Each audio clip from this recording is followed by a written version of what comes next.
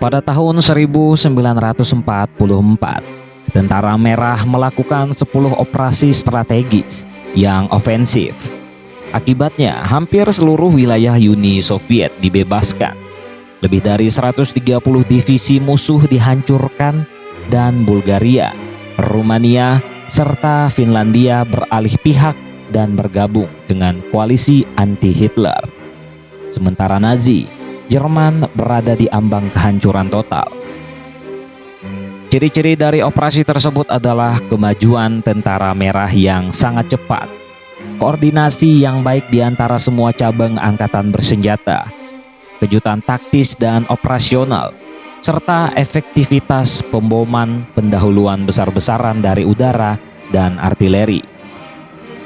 Di Moskow pada tanggal 4 November di tahun yang sama, dalam pidato berjudul 27 tahun Revolusi Sosialis Oktober, Joseph Stalin mendaftar satu misi atau operasi untuk pertama kalinya, menyebutnya sebagai pukulan. Sejak itu, istilah tersebut menjadi penggunaan sehari-hari. Kita mulai dari pukulan pertama, yaitu serangan Leningrad, Novgorod pada Januari hingga Maret 1944. Pasukan Soviet menerobos pertahanan Jerman yang dipersiapkan dengan baik di dekat Leningrad dan mendorong musuh mundur 200 hingga 280 km ke barat. Dengan demikian, sepenuhnya menyelamatkan kota terpenting kedua di Uni Soviet dari pengepungan. Pasukan ke-16 dan ke-18 grup tentara utara mengalami kekalahan besar dan terpaksa mundur ke garis panter di perbatasan Estonia Soviet.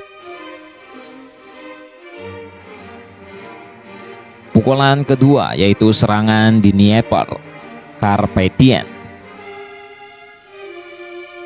Pertempuran untuk memperebutkan tepi kanan Ukraina adalah salah satu yang terbesar dalam Perang Dunia Kedua yang melibatkan hingga 4 juta orang secara total. Dalam jangka waktu yang cukup lama, serangan Tentara Merah terjadi saat kondisi cuaca buruk yang berkepanjangan dan Rasputitsa, yaitu kondisi berlumpur akibat mencairnya salju di musim semi. Kendati demikian, Tentara Merah berhasil membebaskan sebagian besar Ukraina dan sepertiga wilayah Moldavia, serta mencapai perbatasan negara dengan Rumania. Komandan Grup Angkatan Darat Selatan Marsekal Lapangan Erich von Manstein dicopot dari jabatannya karena kegagalan tersebut. Pukulan ketiga yaitu serangan Odessa dan Crimea. Jika pada tahun 1941 Wehrmacht membutuhkan 250 hari untuk merebut Sevastopol, pangkalan Angkatan Laut Utama Armada Laut Hitam Soviet, tahun 1944 Tentara Merah merebutnya kembali hanya dalam waktu 3 hari. Pembebasan Ukraina Selatan dan Crimea memungkinkan untuk mengamankan sisi pasukan Soviet yang bergerak maju menuju Rumania dan kapal perang kembali ke pangkalan mereka di Semenanjung. Segera setelah itu mereka mengambil seluruh wilayah Laut Hitam di bawah kendali penuh mereka. Pukulan keempat yaitu serangan Vybok Petrozavodsk. Tujuan utama serangan besar-besaran di Karelia pada Juni 1944 adalah untuk memaksa Finlandia keluar dari perang. Terlepas dari kenyataan bahwa musuh telah memusatkan lebih dari 70% dari semua pasukannya di tanah genting Karelia, Tentara Merah berhasil menembus pertahanan musuh dan merebut Vybok dan Petrozavodsk. Menghadapi ancaman pasukan Soviet yang menembus jauh ke dalam wilayahnya, pemerintah Finlandia mulai mencari cara untuk merundingkan perdamaian dengan Uni Soviet. Pukulan kelima yaitu Operasi Belarusia, juga yang dikenal dengan sebagai Operasi Bagration. Selama serangan Belarusia yang dikenal sebagai Operasi Bagration, Tentara Merah menunjukkan kepada Wehrmacht seperti apa Blitzkrieg gaya Soviet. Operasi yang telah dipersiapkan dalam kondisi sangat rahasia benar-benar mengejutkan Jerman. Hanya dalam 2 bulan pertempuran, pasukan dari 3 front Soviet berkat koordinasi yang efektif maju 600 km ke barat, mengalahkan pusat grup angkatan darat dan membebaskan wilayah Belarus, Polandia Timur, dan sebagian wilayah Baltik atau Estonia, Latvia, Lithuania. Pukulan ke-6 adalah serangan Lvov, Sandomierz. Sebagai hasil dari operasi Lvov, Sandomierz, grup angkatan darat Ukraina Utara menerima kekalahan yang parah. Sebanyak 32 divisi Jerman kehilangan hingga 70% prajurit mereka dan 8 orang terluka parah. Tentara Merah membebaskan Ukraina sepenuhnya dan memutuskan hubungan antara kelompok Jerman Utara dan Selatan. Memaksa Jerman untuk menggunakan rute memutar melalui wilayah Hungaria dan Cekoslowakia. Pukulan ke-7 yaitu serangan Jesi, Kishinev, dan Bukares. Arad juga dikenal sebagai serangan Jesi Kishinev kedua. Kekalahan telak dari pengelompokan tentara Jerman Rumania di Moldavia dan terobosan tentara merah ke wilayah Rumania menyebabkan kudeta oleh Raja Michael I pada tanggal 23 Agustus dan penangkapan Marsekal Ion Antonescu dan anggota pemerintahannya. Rumania beralih ke kamp koalisi anti-Hitler.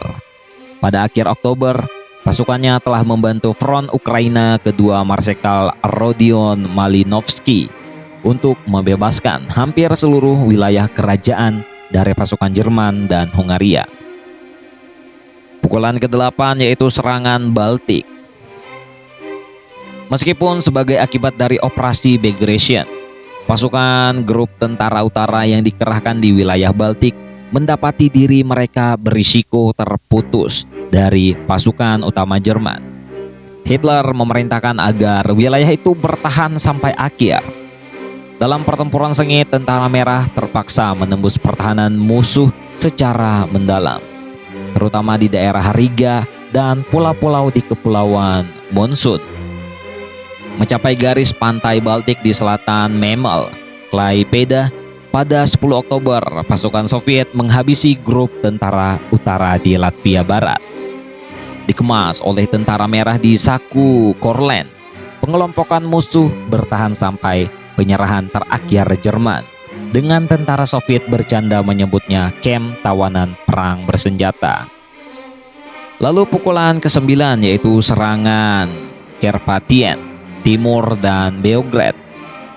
Ketika tentara merah melancarkan serangannya di Karpatiens pada awal September 1944, mereka harus melakukannya dengan tergesa-gesa dan tanpa persiapan yang memadai, sebab mereka menanggapi permintaan bantuan dari para peserta di lokasi terjadinya pemberontakan di Slovakia pada akhir Agustus.